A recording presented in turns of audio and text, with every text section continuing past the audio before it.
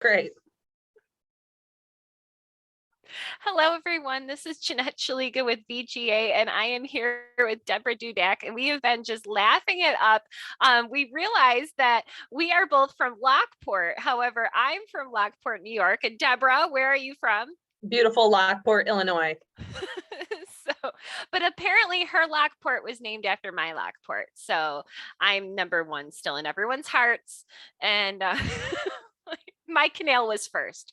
I guess I'll just say that. Yeah, absolutely. Like all of that was completely true. I'm just a pale imitation of the awesomeness that's also on the screen. So we're doing great. So Debra, you're one of our speakers coming up, but I was just wondering, with your own genealogy, have you had any breakthroughs lately, or what have you been working on?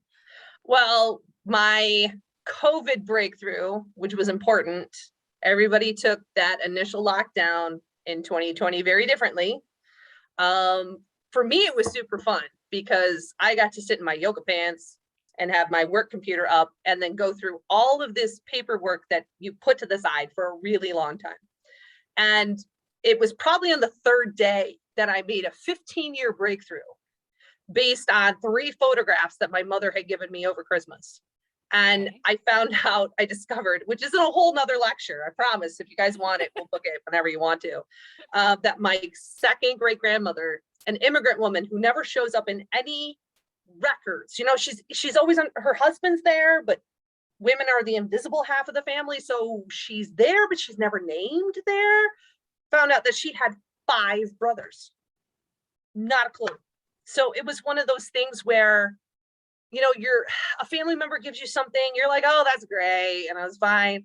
But it only took 3 days, 2 closet cleanings, you know, 2 really sad adventures to the grocery store, and then ultimately just giving in and going through all these papers that I kind of had a pile, recycle, keep, scan, and then found what I needed and then put it all together in this breathtakingly wonderful session that has buoyed me and has lifted my spirits in this time of deep, deep darkness. Oh my So, gosh. you know, it sounds weird, but I'm like, yeah, you know, I love this situation where I'm like, I'm just at home. I got a work computer. I'm very death positive in a good way. I have to kind of say this in that sort of way. But at the same time, I was like, at home, this is what you're going to do. You're going to focus on the things that you can approach and that you have control over. And so for me, that worked out really well. For other people, I understand 110%, not everybody was able to focus. And it definitely happened with my writing, because right now I'm back on the World War I train trying to finish a book I started 4 years ago. And I let a lot of other things get in the way, a lot of new presentations, a lot of new lectures, my COVID breakthroughs that was just my biggest one. But I just that's what I've been doing this winter, is working on my World War I narrative, which ties together a pocket diary that was found in my grandmother's house. And she had told me it belonged to my great grandfather who was in World War I. Found out it didn't. It belonged to a totally different man in Canada.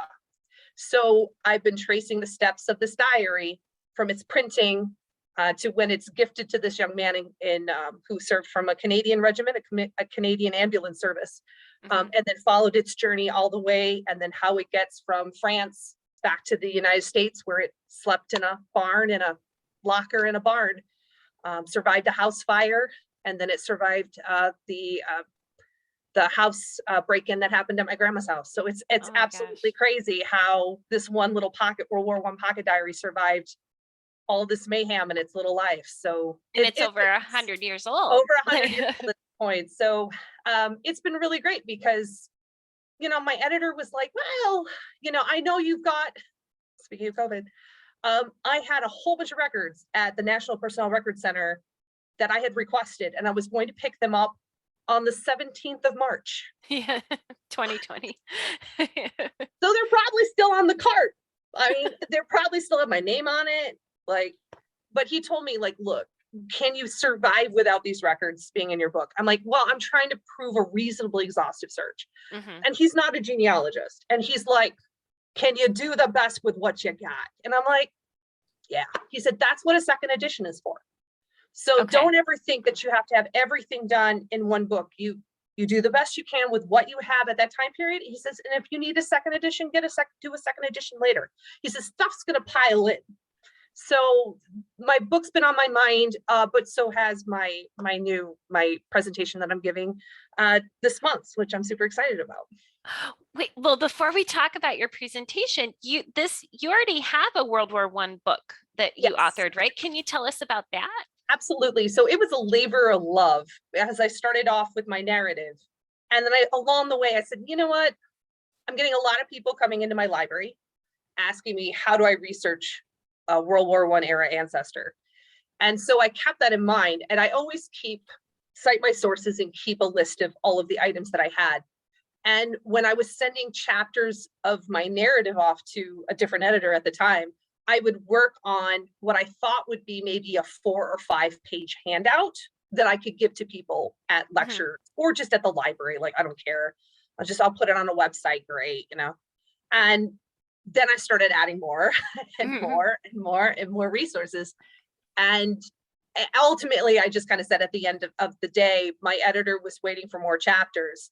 And I ultimately just decided to self-publish this little guidebook. There was no, I'm like, World War I is not a sexy war. All right. It's not a war that comes to mind right away. As Americans, we got 3 big wars. We've got the Revolutionary War, Civil War, World War II. And those are what people love. They love a good, oh, okay, we fought for our independence. We didn't want to be taxed. Okay, we're going to fight. We're going to go fight for our independence and win, right? Civil War, slavery's bad. North is good. We win the day. Everyone's pretty great. World War II, Nazis bad. America good. Go kick Nazis in the balls, win. People love those stories. World War I is, and the best possible way for America. Hey, great, because we didn't start it. Fantastic. Billy Joel said we didn't start the fire completely. Right.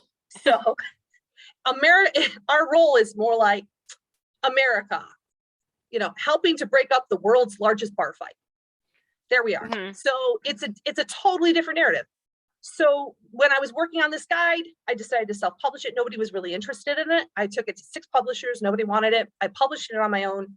And then I entered into a partnership with the World War I Centennial Commission to make it available for free for the monument. I had 3 ancestors who all were in World War I. So I said, let's go raise some money for the monument. Because if that's something that we take from our historical homegirls, Martha Washington, the Schuyler sisters from Hamilton, we're going to raise this money for these monuments. We've got to do it. It ends up being a lot of women who are coordinating that. And I love that my book is helping to raise money for the monument. So, and I still use a portion of the print donations. Not that a whole lot of people buy things in print anymore, but I just said, we'll throw it in there, whatever we have. We'll throw an extra donation into the monument. So it's helped out quite a bit. So, and what's the title of that book? So it's the World War I Genealogy Research Guide. Okay. And I went for extra credit and added additional information for Canadian research and for non-combatant research for women. And then it spurred all of these different lectures. I've been in World War I land a long time now. So it's kind of taken over. It took over my lecture career for a long time. I don't know if I'll ever really get out. It's like when you find a lecture, you find topics you really, really love. Yeah. You just keep learning more about it and publishing more about it. And I think there's just an abundance of records there, totally approachable for most researchers, so much low-hanging fruit that anybody can get right away. It's a totally different world than when I started doing research for my book. It's a totally different world. And I love seeing how fast and how evolved these records are becoming available to people. So that was the book you already published. When do you think your second book is going to come out? My editor was done this year. Which is doable. Yeah. We'd like to have it done before the fall. We always have to take a look and see. Publishing in this time of COVID has changed a lot as well. So it's possible we'll just do an e-version first. And then if we can get, there's a couple publishers who want it, but as far as what we're looking at, they have their terms, what they want. They also have their idea of what they want. If not, then my editor and I will self-publish again, and we'll go from there. So part of it, I always tell people, my parents would love me to be like Nora Roberts and just write a romance books, which will probably end up being, a book I will end up having to write just purely because of familial peer pressure. But I said publishing, when we talk about writing our own family stories, it's okay that it's a small audience. It's okay that the people who are going to read it are going to be genealogists, librarians, historians, because your book is a little message in a bottle for somebody 50 years from now, 100 years from now. And your voice helps give them the confidence and the confirmation of what you've learned. So anytime I've ever read something from somebody, I always feel like, especially from an ancestor I've never met 200 years ago, 300 years ago, when they write things like that, I always feel like it's just for me. I love getting that. It's like getting that little pick-me-up that you need with your research. So anything we do for World War I, think about it this way, we just had the centennial. So the next will be the sesquicentennial. I don't think a lot of people are going to be on board for that. I think where it's really going to become bigger again is at that bicentennial, which you and I are not going to be there. Hey, so are you a vampire or something? Because I'm not going to be there. Even the digital me is not going to be there. Like the digital me is like, I don't like crowds. So no, you're right. I won't be there. It's right, fine. exactly. I'm not going to be there. You're not going to be there. Like, nobody watching this is going to be there. However, will they be bringing out will Google Books to digitize my book by then? Will that book be available to anybody who needs it? Will not only that book, but then the narrative that comes across for it, because that to me is the bigger bit too, is that when people say, oh, look how well she cites her sources, the only people who are going to care about that are the people who are like, oh, this is super helpful. Thank you for helping me find all this stuff that I needed. It's not a mystery. So, you got to think about it that way. It's okay. I'm big in Canada. That's the only thing that makes me happy is big in Canada. This narrative is going to be big in Canada. I think that it'll be nice because my grandpa Rhodes, who the book follows a lot, he and his younger brother, my Uncle Frank, who was 15 when he enlisted. So we need to be abundantly clear about the underage shenanigans happening during World War I. They're both from Fort Wayne, Indiana. So I'm pretty sure maybe I can get Kurt to let me come in and do like a story time with my book. That would be amazing. But Kurt's doing his own thing. That's cool. But I said, but part of it too is that how does that family move? Or just these couple of guys move from Fort Wayne up to Michigan? How does all of this amazing story happen? But you think, okay, it's printed in one place, it's shipped to another place, goes through the war in Europe, comes back, sleeps in a farm barn, and then ends up being in a house after somebody dies, and then survives a break-in. It's one of those things where truth is stranger than fiction. I couldn't make this up. Right. My parents think I tell them I have no imagination. I just report what happens, and that is always stranger than anything I could make up. I'm not that talented. I have no social skills. I have no imagination. I can tell people what happens. Like, this is what the document says. Letting you know. Okay. You should build yourself up a little bit. We have to promote your program for VGA. Oh, that's true. And you're just saying most entertaining program you will see for quite some time. Let me tell everyone. It's your personal guarantee. Let me tell everyone. So coming up, Debra is going to be doing a program for VGA, and it has a long title, so I have to read it. Mixers and Shakers, Tracing Your Bartending, Saloon Keeping, and Tavern Keeping Ancestors Before Prohibition. So Debra, can you tell us about this program? All right. Well, this grew out of another COVID project. I started taking an online cocktail making class. Okay. It was something I always wanted to do. It sounds completely surreal, but I did it in preparation to what really should have been without COVID involved. Here in Chicago, we're all about gangsters, right? We're all about everybody's got their Al Capone story. Everybody has their Prohibition story. Mhm. And this decade was going to be the decade of booze, of all those gangster parties, like all over Chicago. This was just what this decade was going to be. So I said, oh, well, you know what? If I have to go to a party or something, or if my sister's hosting something, I'll be able to make some cool cocktails and stuff like that. Mhm. My instructors were fabulous because they say, okay, you have this idea in your head that everything we know about drink making is from the 1920s. And that is completely, utterly not true. Like, you are living with a lot of myths and misconceptions. We're going to start at a certain time period, and we're going to move our way forward. And we're going to talk about these drinks. We're going to talk about their impact in people's lives, how communities were built around saloons, or how local statutes and laws impact drinking establishments. And they really went through some of those things, as well as how to make the drink. So yes, I can take a lemon slice and cut it in half and light it on fire. Yes, I can do that. However, I went for extra credit and went through and found all of these really great resources to help people trace their ancestors from an early time period. And I don't necessarily go quite into colonial periods, but I do have some records for that, and then move their way forward. So the methodology is there. The bit I love is just being able to take a look and think, like, a lot of the drinks that you think are modern drinks are much older than you think they are. The daiquiri. So we'll play a little game. This is like the spoiler. Okay. When do you think daiquiri was invented? Help me out. The daiquiri. It's going to surprise you. Yeah, I would have thought I'll go 1930s. 1902. Okay. Yeah. It blows your mind when you think about this. So it's also not just about men. And I need to make that abundantly clear that women are also eligible to own establishments, to have them in their own right. They are also eligible to be able to, just as we have talk about like land ownership and movable property and all of those other types of things, but there are also limitations on women depending on local statutes. So you could not necessarily be an unmarried woman or a woman in general working in a tavern or a hotel bar or whatever, unless you were directly related to the owner. But they never say, does the owner have to be male or female?